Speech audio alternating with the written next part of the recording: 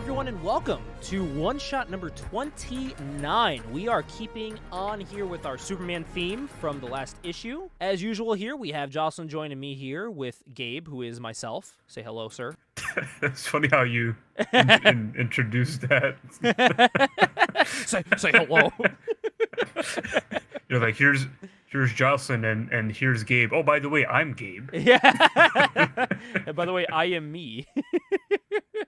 So we got an interesting one here. I wanted to look at Superman. So we talk about all these great Superman stories, these iconic ones.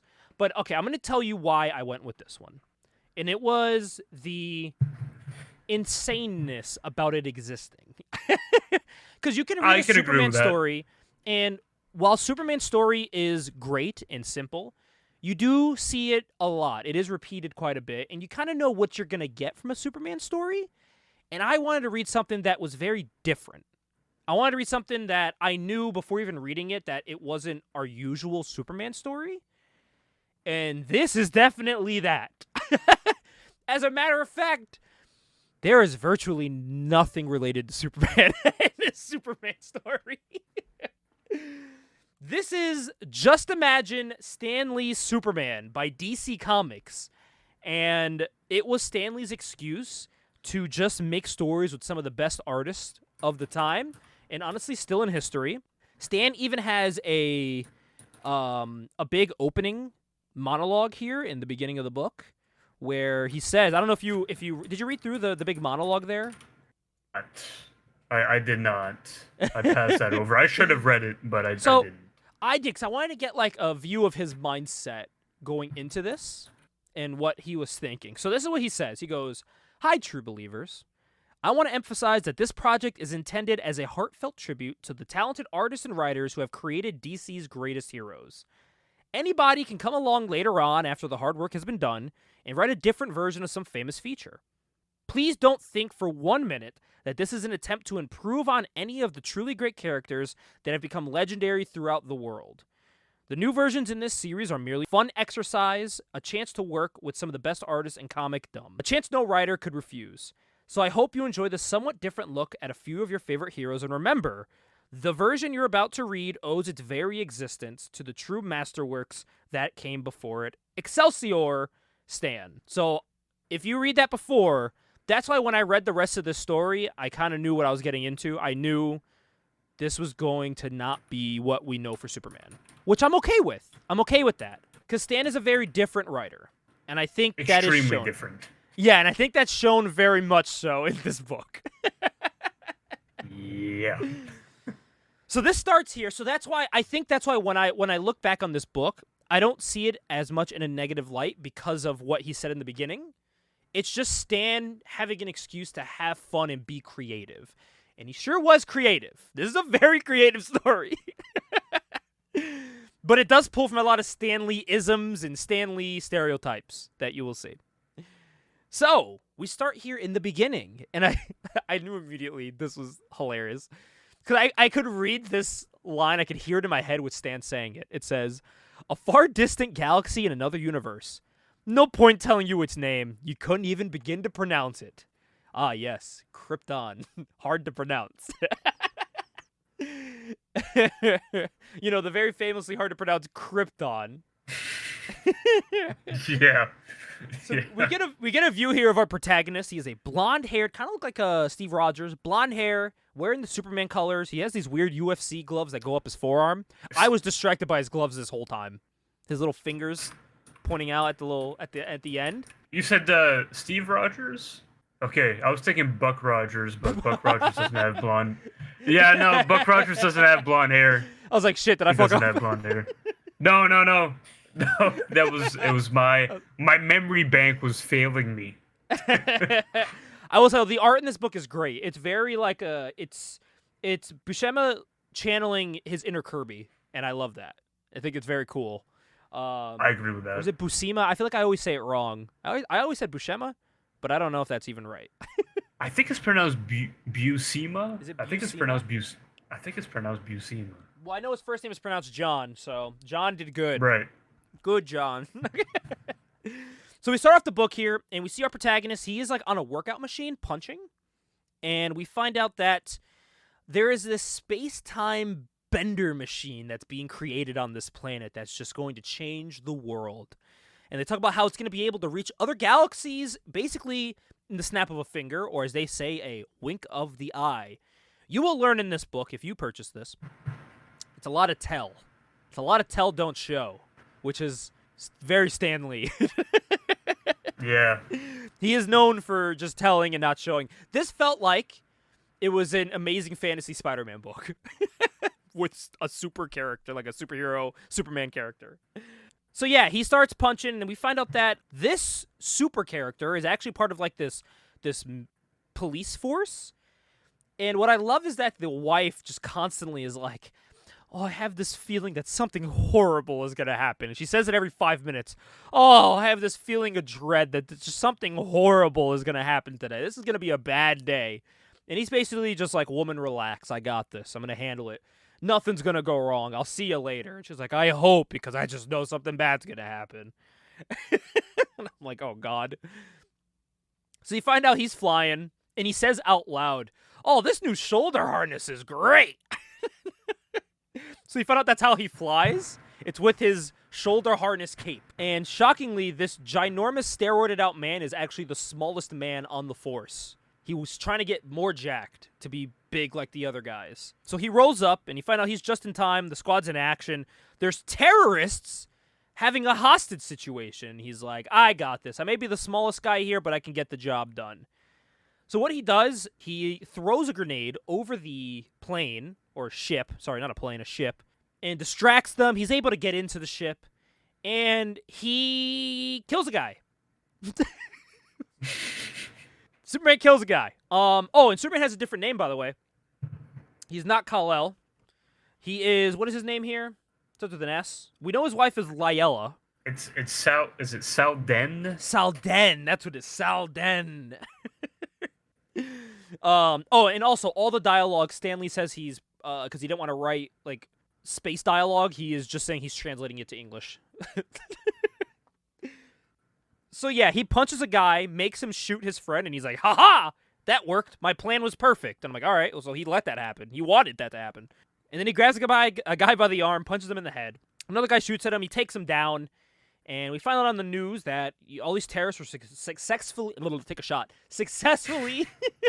reprimanded and took into custody by this our Superman that he's not called Superman yet. But then we cut to a maximum security prison, and we see Gorak fighting.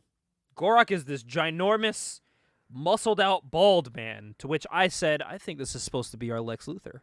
Just my shot in the dark, because he's an angry, bald man that hates our superhero. So, Gorak... It's like Lex Luthor mixed with Flex Mentallo from Doom Patrol. Yeah, literally. He looks just like him. So That's exactly what I was thinking. So they go to shoot Gorak, and instead he throws another guy in front of him, and the security guard shoots the innocent guy.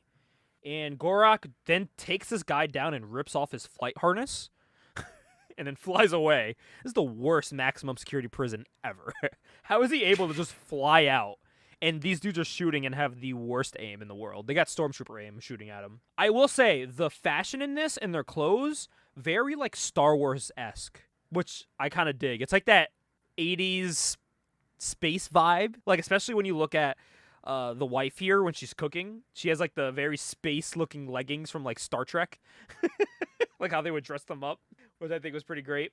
And she's cooking, and she's like, oh, this food smells so good, but God, something bad's gonna happen. Even though this food smells delicious. Oh my God, someone broke through the wall. Who could have expected that? And it's Gorak. And Gorak is looking for our hero, and he's like, I'm gonna fucking kill him. I hate him. And I'm gonna take you down. And actually, it says a few seconds later, he goes from breaking a hole in the wall to having her tied up and her mouth covered within seconds, it says. How fast is he? Extremely. So Fastest tighter upper. Salden, he's like, haha, I'm gonna give, you're gonna have a front row to me beating the shit out of Salden. And the cops come, and he's like, oh, fuck, actually, never mind, I'm gonna go. So then he leaves, and as soon as he leaves, Salden shows up, and he's like, Lyella, no! And Lyella's dead. Gorak just murders her. So I guess she was right about something bad happening.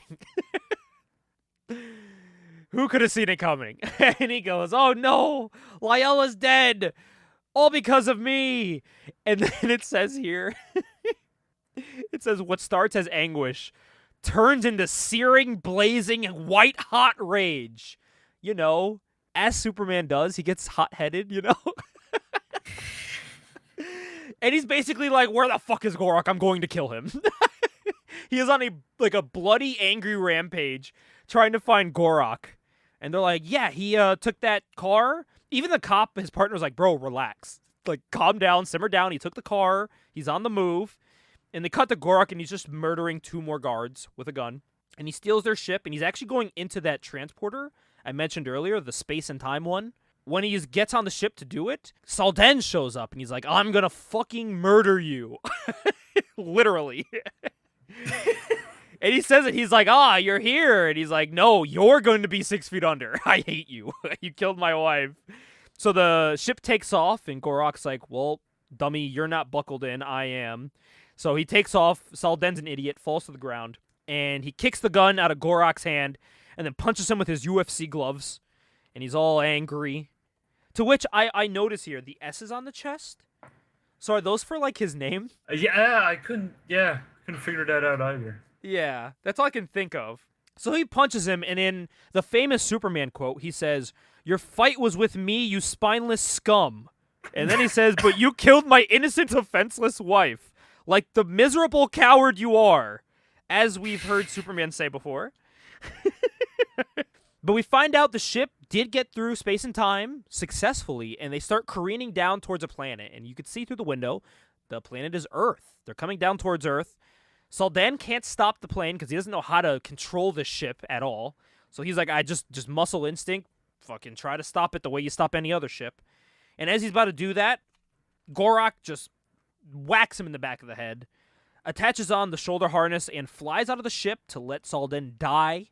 Salden then goes into the water, and he's like, man, I wish I was back on my planet. Actually, I'll read what he says. Because I want to ask you a question. When you're panicking, underwater, about to die, is this what you say? But I'm trapped at the bottom of the sea. The controls are smashed. Useless. There's no way out. What a way to end up. Running out of air miles below the surface of a strange planet in an unknown galaxy. Even if I tried to swim to the surface, the hatch door opens upwards. If only I was able to just lay on this door and have it open up. And then it opens up. And he goes, it opened! Oh, I guess I don't think I'll make it swimming. Oh my god! I just swam like a torpedo. Oh, but look at the shore. It's so far away. Oh my god, I'm swimming so fast! It's Spark Notes, but that's literally how the dialogue is, right? When I'm, 6 feet underwater or whatever, like, I'm not talking to myself, I'd be going, something like, oh, I'd be fucking drowning. And in very Stanley fashion, instead of just showing him swimming fast and being like, oh my god, what's going on with me, as you would nowadays, he says, oh wow, look, they can't keep up with me. I'm so fast in the water. I'm like a torpedo. Like, okay, we get it. He's fast, Stan. We get it. He gets to the shore, and he's like, I'm tired, and then he falls asleep on the beach. Jesus Christ. And then these really jacked biker guys show up from, like, a bar. And they're like, wake up, pretty boy. You gonna die today.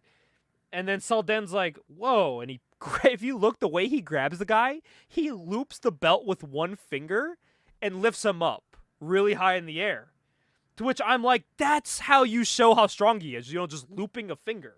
And then he proceeds to say, oh, wow, I sent him flying. But how? I didn't even hit him that hard. I'm like, okay, you don't have to. They're literally showing him flying miles away down the beach. You don't have to say it.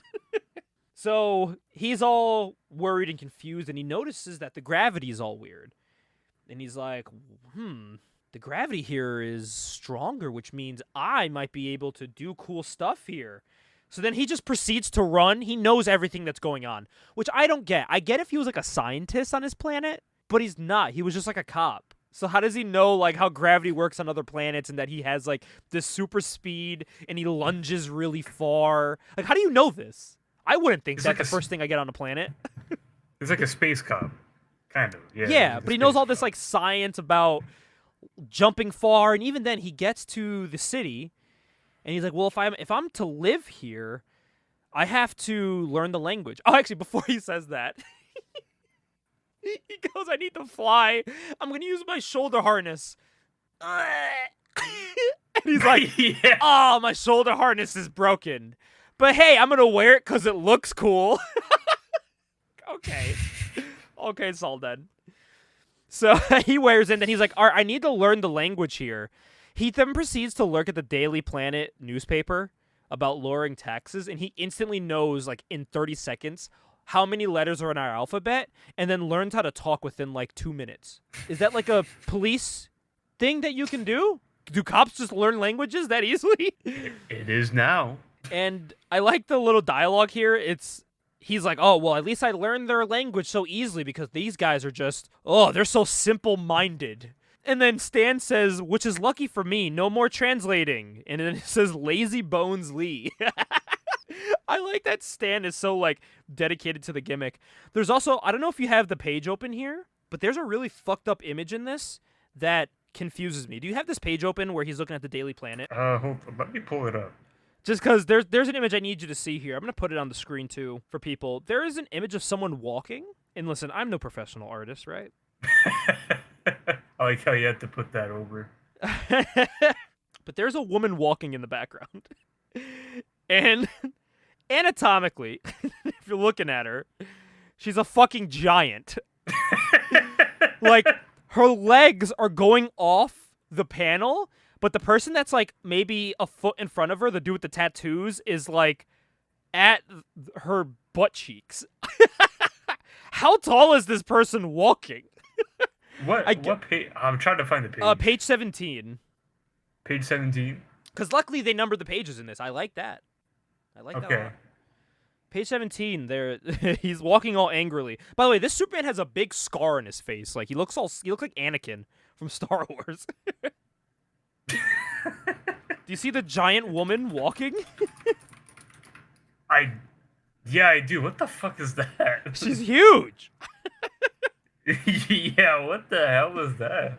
Well, now we get to the craziest part of this book, and Gorok landed in, like, this civilization. I don't even know what they are. I don't know if they're, like, Native American.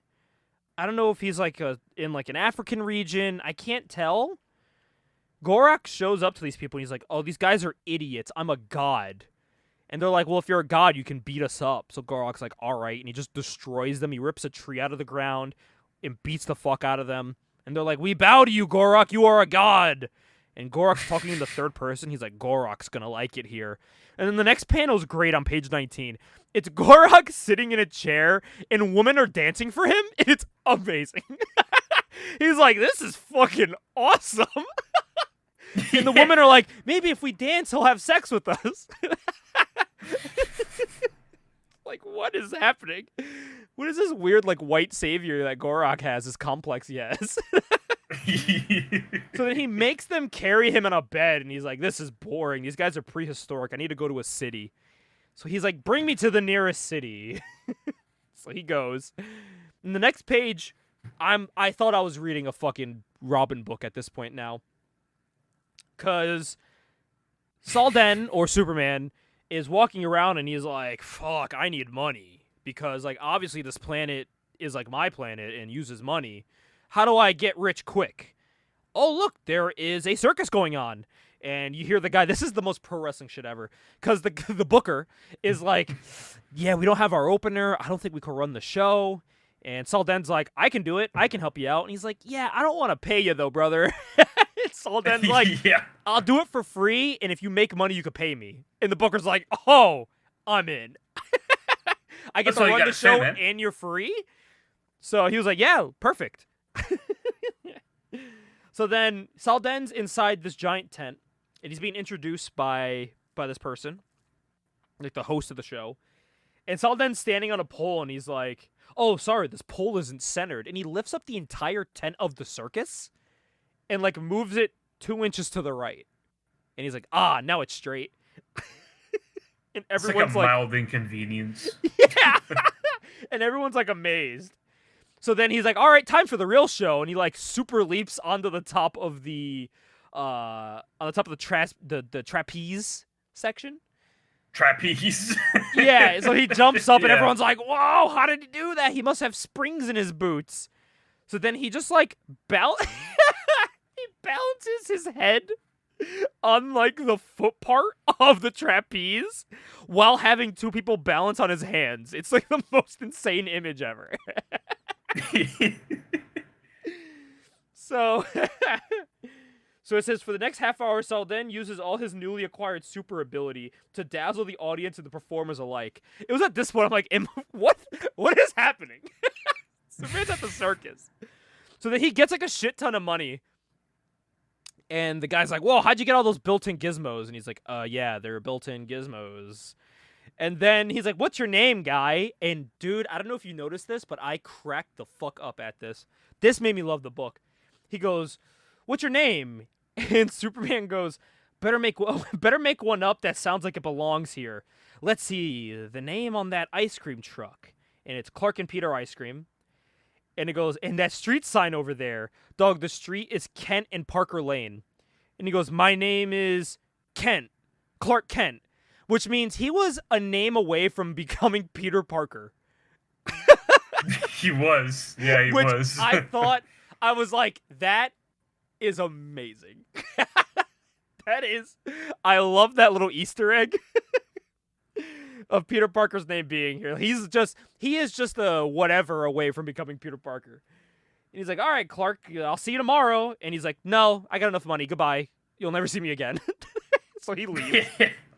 And somehow, from doing a headstand on a trapeze act, he was able to rent an apartment with electricity, also buy a computer and a television. Dog, what was this economy like in the 90s? Are you kidding me? Honestly. Like, how much did he get paid from that fucking show? Like, it's not like people knew he was going and they paid more. They just got whatever people were going to pay for tickets anyway. So that's why I'm confused. Yeah. So he looks at the computer and he's like, wow, these people, like, this place sucks. Like, there's, like, wars and poverty and, like, they don't even know what traveling in space is. They can't even do space travel. These guys are idiots. They're like decades and decades behind. Like, what the fuck? Like, where did I land? So condescending. Yeah, he's kind of like an asshole. And he says here, he goes, well, they have basic knowledge, I guess. And he goes, you know what? Maybe if I stay here and prevent wars, then they can learn space travel and I can get back home. That's the only reason this Superman wants to help the planet. It's because he just wants to get the fuck out. That's what I'm saying. It's so condescending. And he goes, I can return to honor the memory of the woman I've loved. And then the doorbell rings. And he goes, the doorbell? And this is where it gets almost comical. So first, some dude shows up. He goes, hey, you're the guy from the circus, right? Sorry, it was difficult to find you. My newspaper would like to know. He goes, hang your paper. I'm busy. Get lost. And then he closes the door. And then he goes, I have no time for interviews. First, I gotta find Gorok. But before I do that, there's some comic books on this table. I'm gonna read these comic books. That's awesome. So he reads comic books. And he's like, remember what I'm about to say. He goes, these comic characters hide their identities and they have a secret identity. Maybe I'll have a secret identity. Maybe these powers of mine, I'll just lie to people and tell them they're a part of my costume. And then he says, maybe I'll even patent the invention. What? So he lays on the couch thinking very intently with a comic book in his hand. And we cut to Gorok here. And he's like, look, a money machine. It's old-fashioned. My planet got rid of these because wham, and he punches it. It's like, because they were easy to steal from. He's such like a corny villain. I love it. And then, honestly, this part of the book, I fucking loved. I wanted to see more of this part of the book. Gorak is walking around, and there's a Church of Eternal Empowered, Reverend Dominic Dark. And there's this old couple. I almost thought these were the Kents. They still At might first be. glance, yeah. They never said their name, so these might be the Kents. So they're like, oh, Dominic Dark said you specifically would be here. And they're like, yeah, the Reverend's never wrong. Like, we're not lying. He was waiting for you. And he's like, who are you guys? What are you talking about? So Gorak goes to this church, and it's just like a dungeon. It's like an evil, evil dungeon. And there's a guy in a cloak. And he's like, you're here to serve me. And Gorak's like, I don't serve no one. I'm fucking Gundar Gorak, baby. I serve nobody. And he starts ripping the pews apart. And he's like, fuck you. And then Dominic Dark is kind of cool. He was like, I'm stronger than you. I could turn that bench you just ripped off the ground to show how strong you are to ashes. And they turn to like Thanos ashes in his hand. And he's like, walk through the portal. And Gorak's like, there is no portal. And he's like, don't question me. Just walk straight. There will be a portal. And then he walks through and he's like, what the hell what do you want with me? And he goes, all will be revealed in due time. For now, follow me. And the portal closes up. And the portal kind of looks like a vagina a little bit. Not gonna lie. But, yeah, kind of. Yeah. But that part with Dominic Dark, I was like, that's kind of cool. I want to know what's going on with that guy. I want to see what happens there. So then this is where I fucking lost my mind. So Salden is inside his apartment still reading these comic books. And he's trying to find a way to find Gorak, and the doorbell rings again. He's like, who can it be this time? And we find out this is Lois Lane. And she goes, hello, Mr. Kent. So by the way, secret identity already fucking blown. Everyone knows you're Clark Kent, bro, and you're in your superhero costume. There's no secret identity. At all. So she goes, my name is Lois Lane. I heard about your circus act. And he says, congratulations, but I'm busy. Bye. And she goes, you don't want to hear my offer? And he goes, no. And she goes, I see you're shy. I like that in a man. So we find out Lois Lane wants to manage Salden, and she wants to call him Superman. She wants to market his career, and she wants to be his manager. She goes, we could sell toys, games, t-shirts, and also she's talking about how he can get famous. And he's like, you know what? Maybe if I get famous, I could find Gorak, murder him, save the planet, and get the fuck out of here.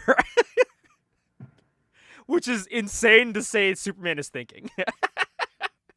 There's like murder, selfishness, and like deceit. And anger. All wrapped in one. Yeah, exactly. And she goes, you'll be a hit with the ladies, Clark. May I call you Clark? And he goes, huh? Oh yeah, it's my name, right? Like, this dude's the worst. This guy sucks, dude. So, and then he stops, and he's like, there's people rushing towards the door. And she's like, no, there's not. And then he's like, yeah, that's because you're from Earth. I was like, bro, relax, man. Like, why are you so mean? So, this is like the earliest version of Homelander I've ever seen before. Kind of looks like him, doesn't he? Looks like a 90s Homelander. It's like same color scheme, same like sort of haircut, like, same mindset. Crazy. Yeah. So, as he's in the door, the fucking FBI shows up, and they're like, "Where's Clark Kent?" Like, bro, they already know where you live. This is the worst secret identity. They come in with guns, and he goes, "You in the comic book suit, stay where you are." And he goes, relax, I'm not going anywhere. And he's like, we're government agents. We're here for your suit. And he goes, oh, that's it here. And he just gives them it. And he goes, this is a great line. He gives them the suit and he goes, here, take it. I'd like it dry cleaned and returned in the morning. No starch, okay? Which means on his planet, they have laundromats with the same cleaning stuff that we have. Which I think is hilarious. They have like Clorox and stuff on Krypton. And the cop's like, hey, don't be funny. It's going to the Pentagon to be tested. He's like, tested? You don't even know what it is. Like, how are you going to test this? Which is a genuine question. And he goes, watch your lip, mister. We're government. It's like, all right. So, dude, this is all happening in his apartment. Like, what is going on right now? So, the government official puts on the suit. And he's like, how does this work? What's the trick behind this? So he jumps and then falls face first on the ground trying to fly. And he goes, all right, wise guy, what's the answer? How do you make this work? And he goes, hey, that's my secret, and you'll never know my secret. And then another guy runs in, and he's like, hold everything, Clark Kent is my client.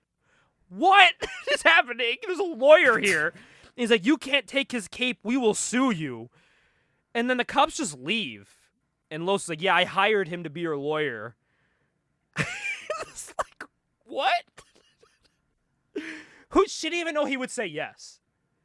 And why is the lawyer coming so much later, not with her? I feel like you would need the lawyer to sign the papers, right? If you said yes to join your agency. So she's Something has to be legally binding here. Exactly.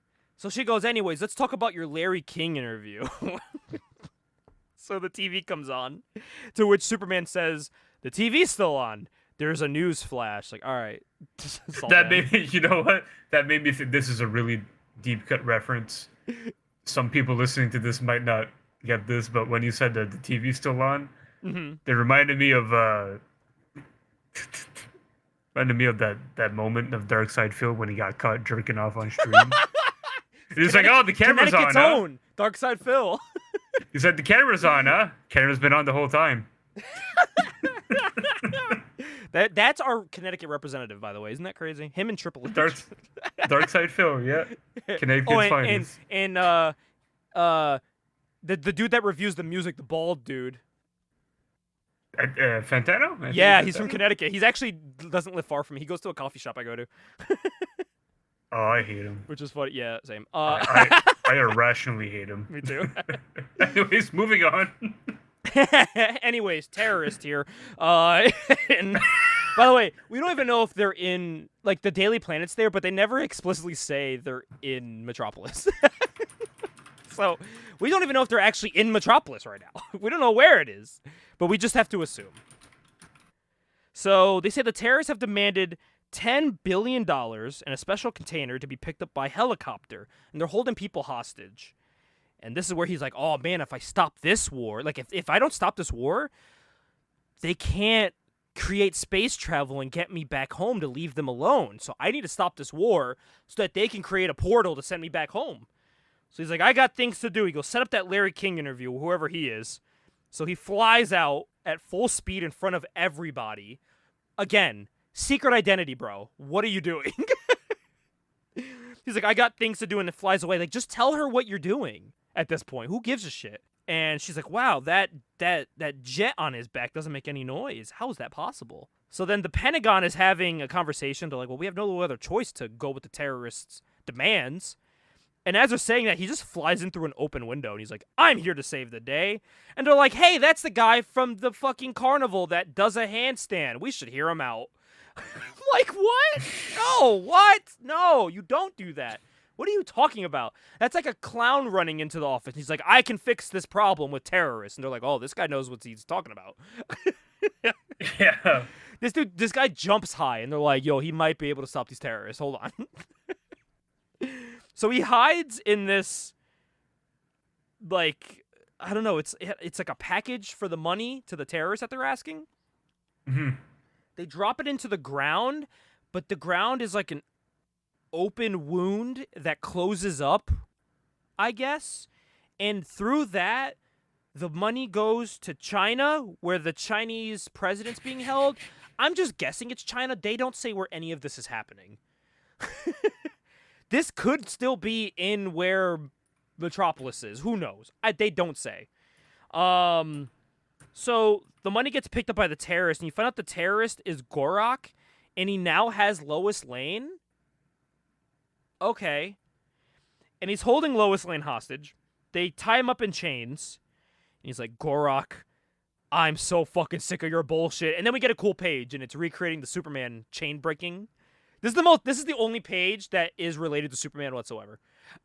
I was gonna say that's a direct reference to Kryptonite Nevermore. Yep. So he rips it open, but as he's saying this, He's like, I'm going to kill you.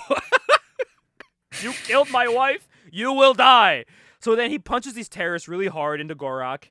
And he unties Lois Lane. He's like, you need to get fucked and get out of here. And Lois Lane's like, oh my god, think of all the endorsements if you kill this terrorist. She goes, Nike, Kellogg's, Nintendo. So then think he runs. of the endorsements if you kill a terrorist. So then he runs really fast away from the terrorist and comes out of a pothole? Okay. Sure. To which he flies back down and goes to the terrorist hideout. These dudes are just underground. Why did they have to fly a helicopter in? Why didn't he just go in through there? And why is the Chinese president here? That's why I'm like, are we in China? Where are we? What's happening?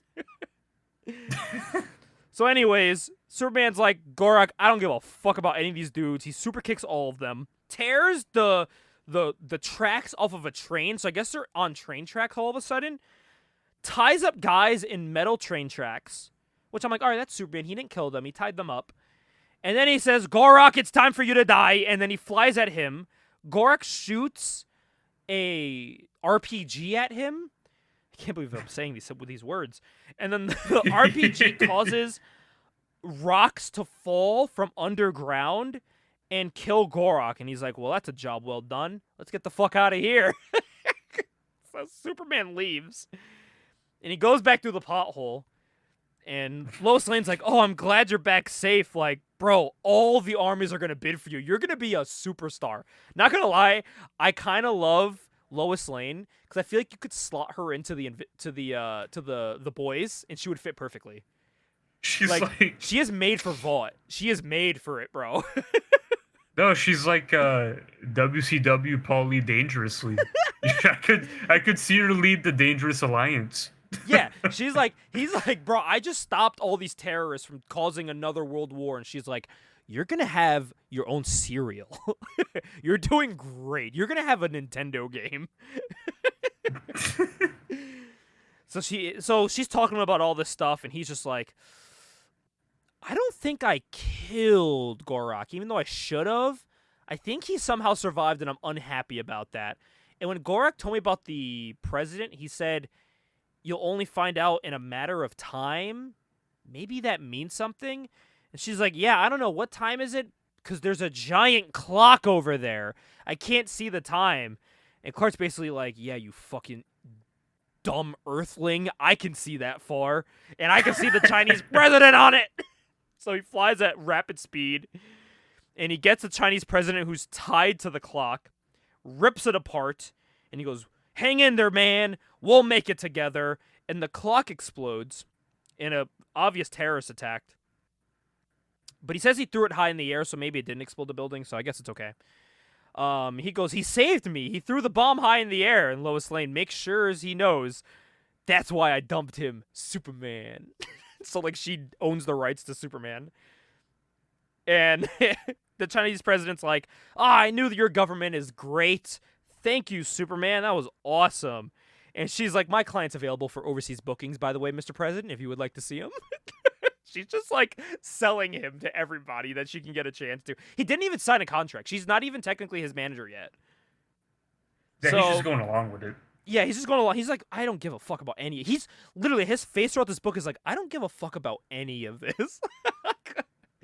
And then she's like, oh my god, you're all over the media. They're at a coffee shop now. She goes, everyone's talking about Superman. So why do you look so sad? And he's like, because I think Gorak's not dead, and that makes me sad. I think Gorak's alive, and being alive makes me angry. So she's like, hey, forget about that murder stuff. You're going to be rich. She goes, you're going to be more famous than Barbie. And this made me cackle. She goes, I've already had offers from Warner Brothers, Universal, Disney, and the networks are all over themselves. And he goes, you know what, Lois? You're a treat for the eyes, but we're just not on the same wavelength. He's like, you're hot, but you're fucking annoying.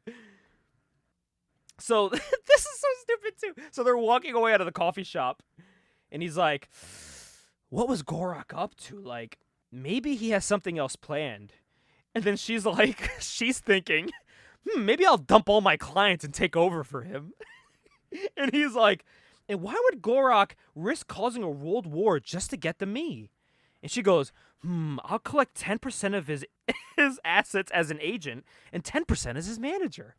And then he's like, I have a feeling there's something else going on and I just don't know yet. And she's like, I'm going to have to fight girls off of him, aren't I? Like, it's two completely different conversations happening. It really is, yeah. He's like, I got to find out who's pulling the strings. Where do I look? And they walk right past the church that Reverend Dominic Dark is at. And that's how the book ends. Honestly, the mini comic at the end, I don't know if you read the mini comic. I did. The mini comic's the greatest part of this. It's a dude screaming. He's like, we need to get It's like J. Jonah Jameson. He's like, I want Superman on a silver platter, and I won't accept failure. And it's like his shadows, and he's like, why is it dark in here? Where are the lights? And an old lady's like, sorry, Joe, I never paid the bill, but we're good now. It's taken care of. And you see it's like a marketing meeting. And it's just about this guy who runs a comic company. And he's like, I ran many famous companies competing with others. He's like, he literally says, I need to beat DC and Marvel. He goes, I need to make Superman comics. And this is going to happen. You get the rights. He goes, what do they say here? He goes, now our ship's coming in. We got us a real honest-to-goodness superhero from another planet. I think Pluto. Midge, throw together an ash can comic, call it Pluto Comics. And she goes, forget it, Joe. Disney? And he goes, hey, we don't mess with Disney lawyers. And he goes, go, make Pluto Comics. We need to print Superman ASAP. And he goes, you're a lawyer, aren't you? Get the rights to Superman. So he kicks him out the room. And she's telling the old lady's like, you got a proctologist appointment at 4, by the way. So he's excited because they sold over 1 billion issues of Superman. And he's all happy. He's the highest rated comic in the world. And if you look at the cover of Superman, it's the issue of Action Comics. Where Superman has the car. Which I think is pretty great. Yeah. And as he's standing there, he's like, the old lady's like, hey, there's a chick that wants to see you. She's very adamant. She won't leave. And he goes, tell that dame. And she goes, super dame to you, fatso. He's like, who the fuck are you? And she goes, listen, in my universe, we'll see your ass in court. And she puts her card down, and she has a fucking card. It says, Superman's agent manager, Lois Lane. He gets the bad guys. I get 20%. Which means she's actually taking 10% from each. That's a good running joke. I actually popped for that business card. I popped for it. Me too. So she's like, I'm going to sue you for publishing Superman comics. And he's like, this guy's not even a guy. He's an alien. Aliens got no rights. So she mushes in his cigar. And he's like, oh, now I'm fucking mad. And he puts his finger on her nose. And he goes, shut up, bitch, basically. And he goes, you got 10 seconds to get out. And she goes, actually, that's all the time I need. So she, like, pretends to call Superman because she sees the train coming by. She's like, Superman, this is Lois. Are you available to take a meeting right now?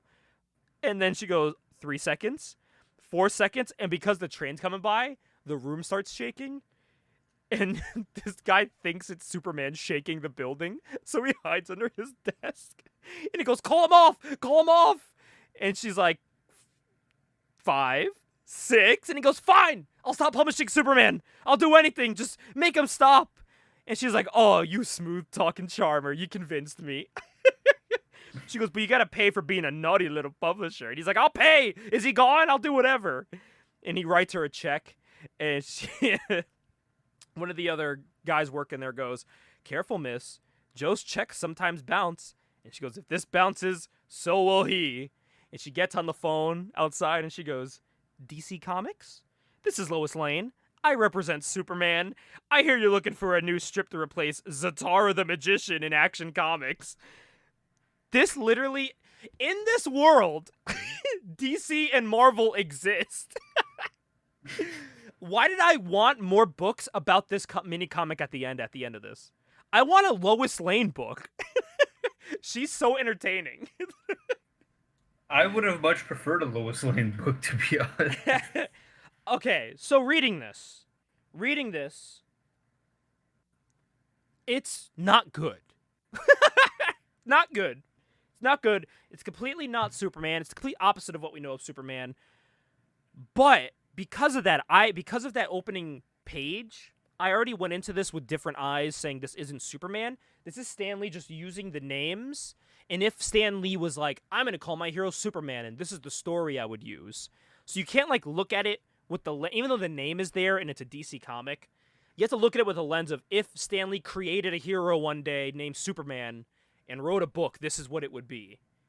Granted, it wouldn't be good, but you can't look at it and be like, all right, this is based off of Superman, because it's not. And he said that explicitly. This is not. It's just an original, fun story to write with great artists. It's his excuse to pay artists, basically. It make DC money because they get to put Stan Lee's name on it. That being said, I'm not going to read this again. What'd you think of this?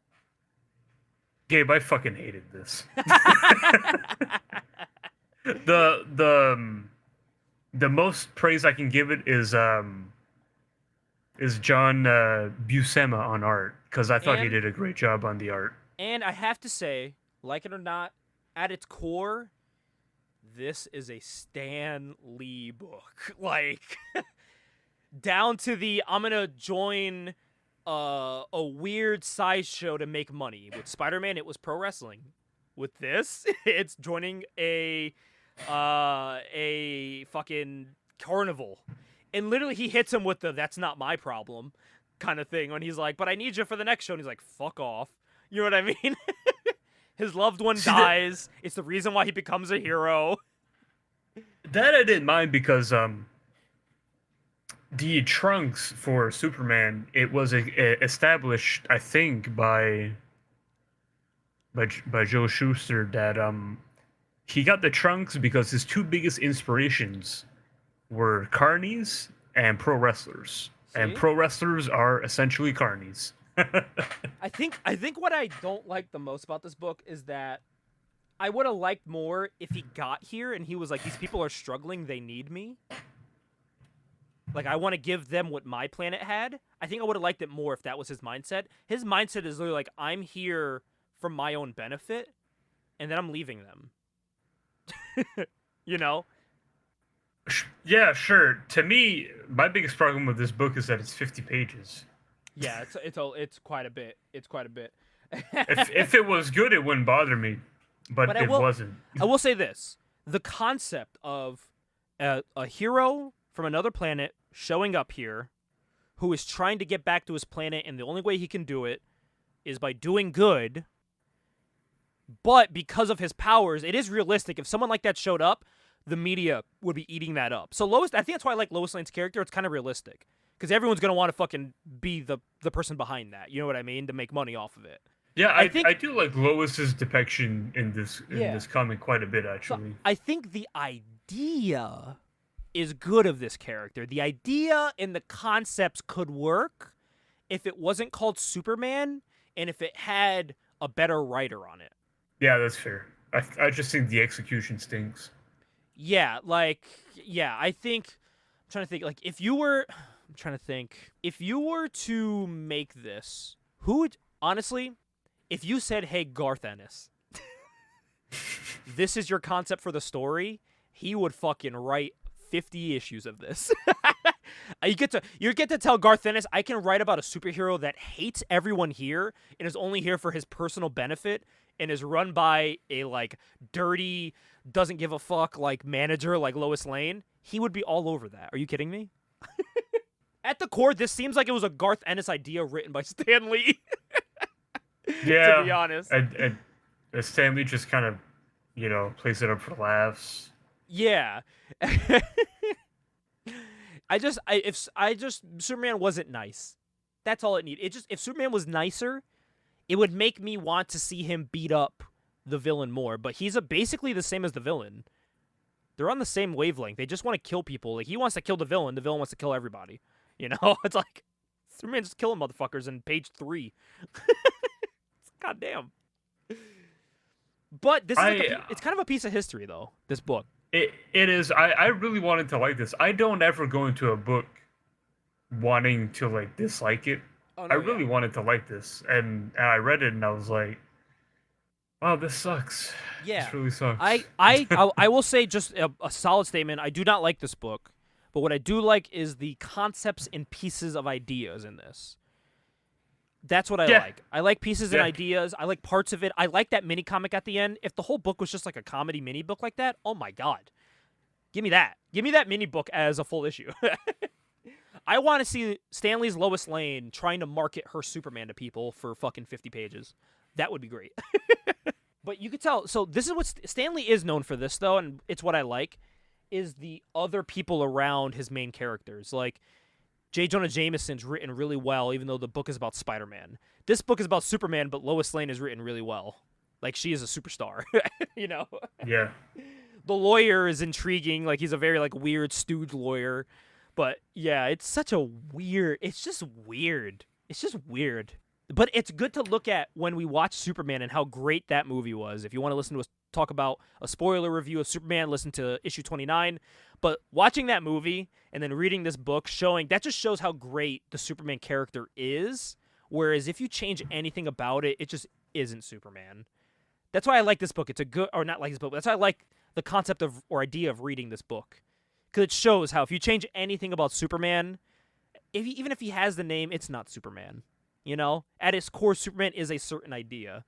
And I think this hammers that home. That's the one thing this book is good for, is showing that Superman as a certain idea is what makes him who he is. With that being said, that was one-shot number 30. And the next issue actually is pretty funny because we are going to be reviewing a book in one-shot 30 next month. The comic of the month will be a combo book, a crossover, you could say, of JLA and Hitman.